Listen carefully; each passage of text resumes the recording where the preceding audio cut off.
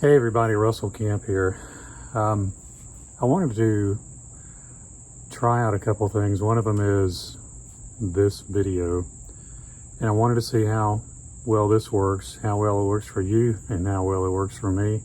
This is very new to me, and it's probably new to you too.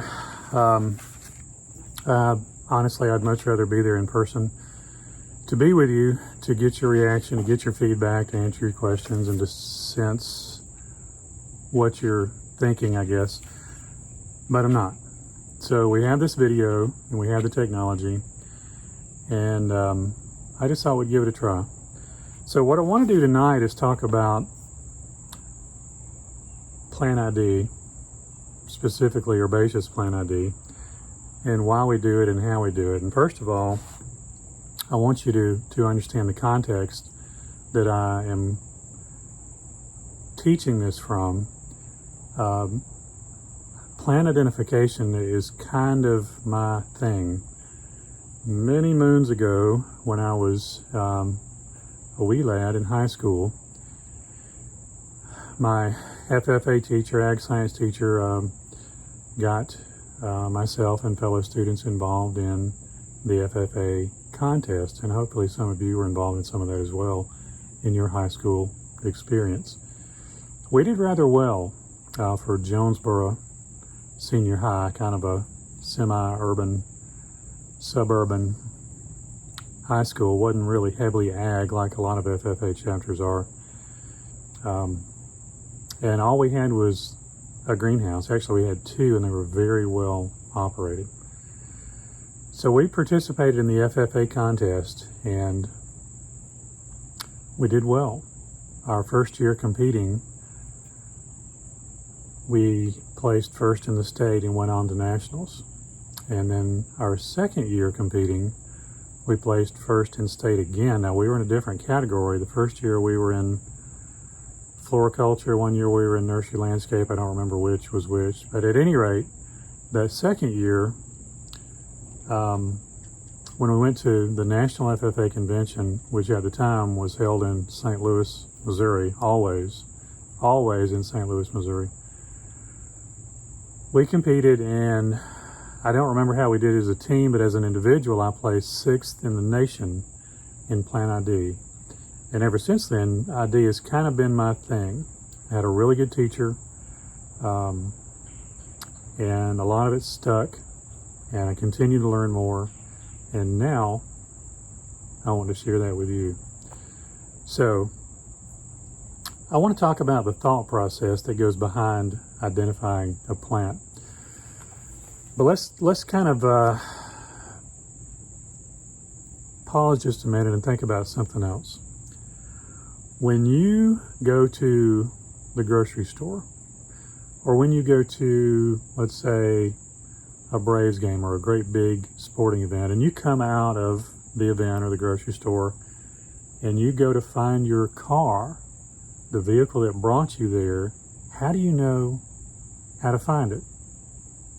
Well, hopefully you remember what it looks like.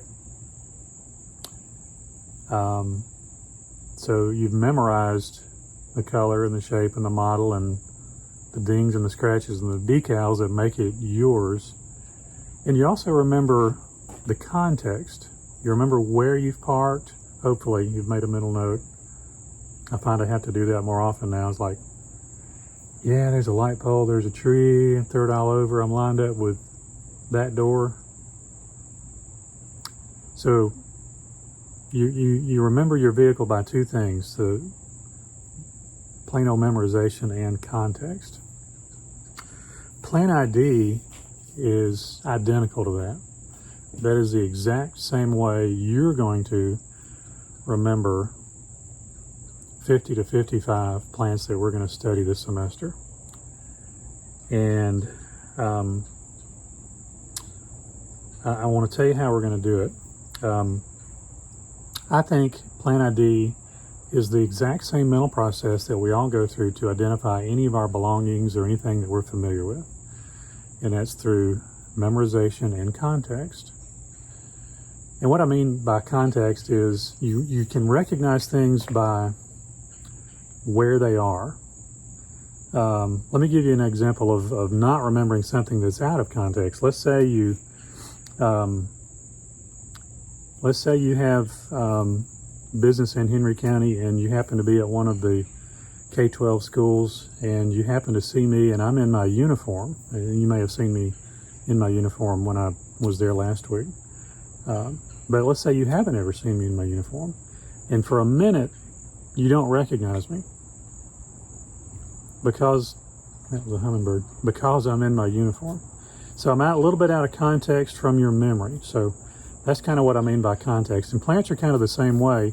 We remember a lot of them by where they are in the landscape, where we remember seeing them, where we remember learning them.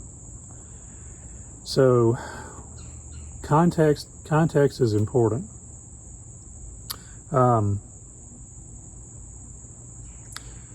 And I want to talk about how we're going to learn. We're going to learn these plants a couple of different ways. One of the ways is going to be by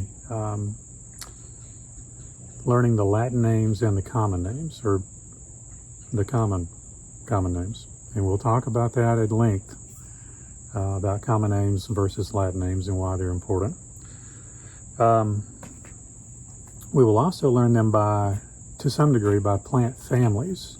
Now, plant families are a way that the plant doctory people have grouped families of plants. And you'll see as we start to get into this that you can recognize plants by their characteristics, and families share those characteristics. It's just like if you were to see a picture of me and my dad and my brother. We all look like we're in the same family. Plants are kind of the same way, but not always. But knowing that family name might help you. It might be one more little clue that helps you figure out what a plant is. We're going to learn descriptive botanical terms. And this gets a little bit, it can get very academic, and by that I mean it's a little bit too much in the weeds, pardon the pun.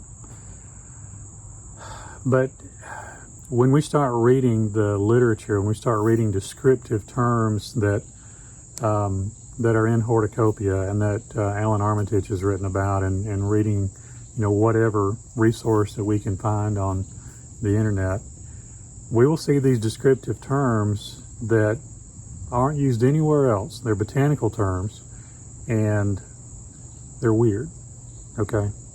They're just weird. And if we're not familiar with them, we're going to be confused. In fact, if we are familiar with them, we're still going to be a little bit confused. But it will help. And we'll have this common language that we can talk about plant characteristics and plant descriptions. So